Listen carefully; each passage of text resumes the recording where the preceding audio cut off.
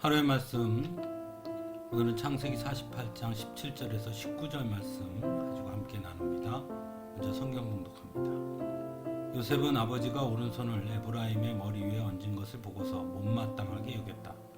요셉은 아버지의 오른손을 에브라임의 머리에서 므낫세의 머리로 옮기려고 아버지의 오른손을 잡고 말하였다. 아닙니다, 아버지. 이 아이가 맏아들입니다. 아버지의 오른손을 큰 아이의 머리에 얹으셔야 합니다. 그러나 그의 아버지는 거절하면서 대답하였다. 나도 안다, 내 아들아, 나도 안다.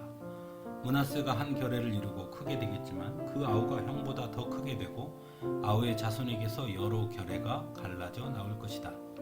그날 야곱은 이렇게 그들을 축복하였다. 이스라엘 백성이 너의 이름으로 축복할 것이니 하나님이 너를 에브라임과 같고 므낫세와 같게 하시기를 빈다고 할 것이다.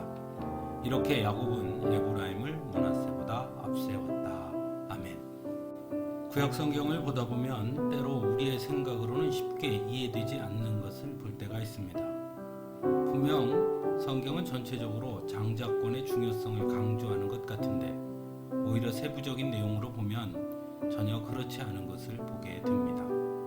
아벨과 가인의 사건에서도 오히려 장자인 가인은 죄인이 되었고 야곱과 에서의 이야기에서도 결과적으로는 장자인 에서가 아닌 야곱이 하나님의 축복을 받게 됩니다. 또한 야곱의 12아들 중에서 가장 존귀하게 쓰임받은 아들 역시 장자가 아닌 요셉이었습니다. 그리고 오늘 본문에서의 야곱의 모습 또한 쉽게 이해되지 않는 모습이기도 합니다.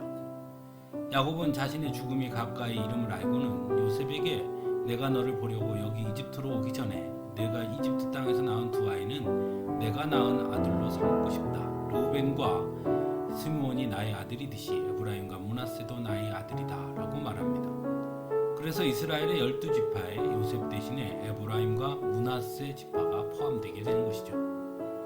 하지만 그 다음 야곱의 행동은 조금 이해하기 어렵습니다. 분명 므낫세가 요셉의 장자이고 에브라임이 둘째인데 야곱은 오른손을 에브라임의 머리 위에 얹고 축복을 합니다. 나이가 많아서 눈이 어두워서 앞을 볼 수 없었기에 그럴 수 있었겠다 싶었지만 그 모습을 본 요셉이 야곱의 오른손을 큰아들 므낫세의 손으로 옮기려 하자 야곱은 말합니다.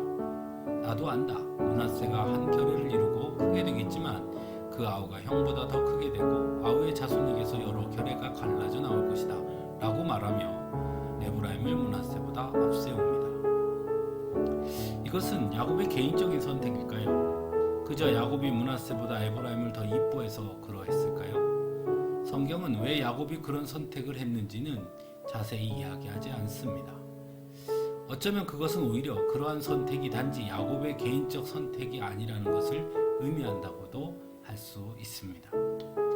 분명 성경은 장자권을 매우 중요하게 여깁니다.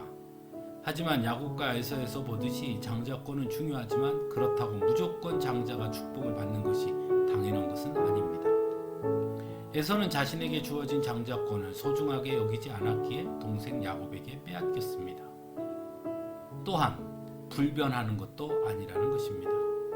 므낫세와 에브라임의 이야기에서 보듯이 하나님의 계획하심과 뜻은 우리가 알 수 없으며 언제든지 므낫세와 에브라임의 장자권이 바뀌는 것과 같은 일이 일어날 수 있음을 우리는 볼 수 있습니다.